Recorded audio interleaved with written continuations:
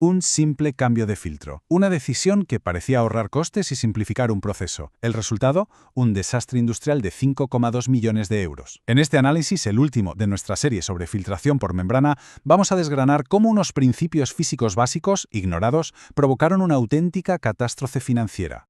Y todo empezó aquí, con esta frase. Una idea que, sobre el papel, sonaba perfecta. Simplificar.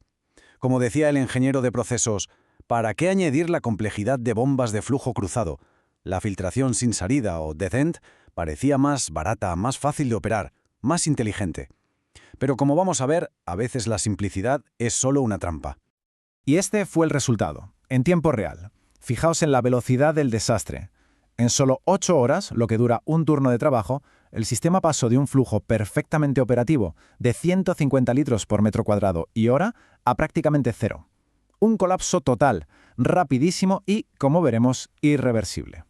El coste final de esa supuesta simplificación fue este: más de 5 millones de euros entre producto perdido, 3 semanas de parada de planta y penalizaciones. Pero, ¿cómo es posible?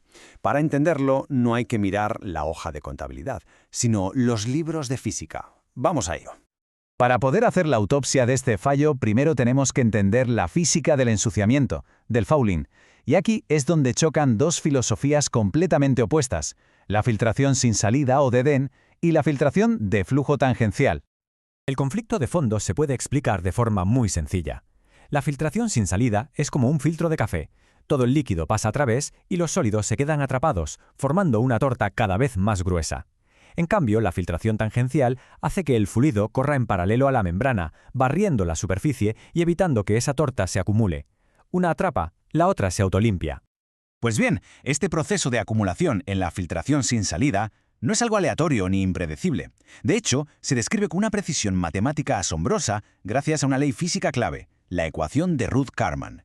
Esta ecuación modela exactamente cómo cae el flujo a medida que la resistencia de esa torta aumenta.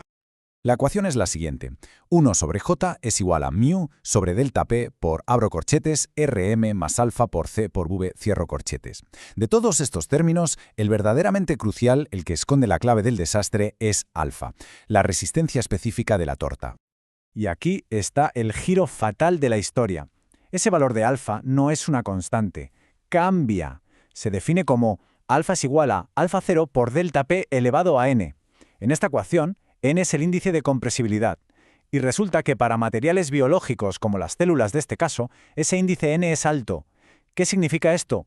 Que cuanto más presionas, el problema no mejora, empeora de forma exponencial. Este fenómeno físico conduce a lo que se conoce como la espiral de la muerte de la filtración sin salida.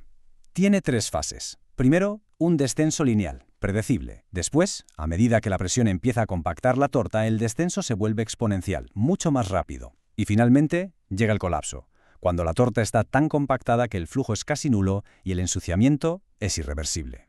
Entonces, si la presión es el gran villano en la filtración sin salida, ¿cuál es el héroe en la alternativa, en el flujo tangencial?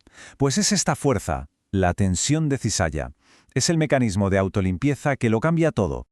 La clave está aquí, en la ecuación que define esta fuerza de limpieza.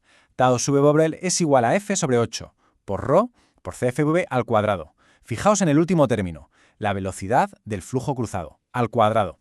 Esto es potentísimo. Significa que si duplicas la velocidad del flujo, cuadruplicas la fuerza de limpieza que mantiene la membrana libre de ensuciamiento. Si ponemos las dos realidades una junto a la otra, la diferencia matemática es brutal. La ecuación para la filtración sin salida es una sentencia. La tasa de ensuciamiento solo tiene un término de deposición, solo puede ir a peor. Pero en la ecuación tangencial aparece un segundo término, un término negativo, de eliminación, que lucha activamente contra el ensuciamiento. Es un sistema con un mecanismo de defensa incorporado. Esa es la clave. Muy bien, armados con toda esta física, con estas ecuaciones, volvamos a la planta italiana, volvamos a la escena del crimen y apliquemos todo este conocimiento para realizar la autopsia de ese desastre de 5,2 millones de euros. La decisión fatal se tomó basándose en esta hoja de cálculo. Una inversión 10 veces menor, un ahorro de 150.000 euros al año, parecía una decisión obvia. Pero mirad la última fila, coste del riesgo de fallo. Y al lado, las dos palabras más caras de la historia reciente de esta empresa, no calculado. Ese cálculo omitudo costó más de 5 millones de euros. A medida que el flujo se desplomaba, los operadores hicieron lo único que se les ocurrió, lo que el instinto les dictaba: aumentar la presión. 3 bar, 4 bar, hasta 5 bar, el límite de la bomba. Pero, como ya hemos visto con las ecuaciones, al aumentar la presión, solo estaban acelerando el colapso. Estaban compactando la torta más y más rápido, sellando el destino del lote. Cuando finalmente llegó el consultor externo, su diagnóstico fue inmediato y demoledor. Esto no fue un error operativo, dijo. Fue un error conceptual. Con una alta densidad de células, que son compresibles, usar filtración sin salida no es un riesgo, es una garantía de fracaso. La compactación, dijo, era inevitable.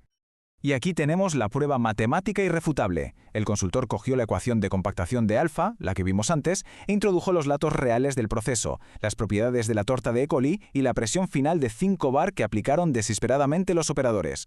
La cuenta era: alfa es igual a 5 por 10 elevado a 11 por, entre paréntesis, 5 bar elevado a 0,7. El resultado, 1,6 por 10 elevado a 12 metros por kilo. Y con ese valor de alfa, la ecuación de Ruth-Karman predecía un flujo final de apenas 0,8 litros por metro cuadrado y hora. ¿Y cuál fue el flujo final observado en la planta antes de parar? ¿Unos 5? La predicción teórica y la realidad catastrófica eran prácticamente idénticas.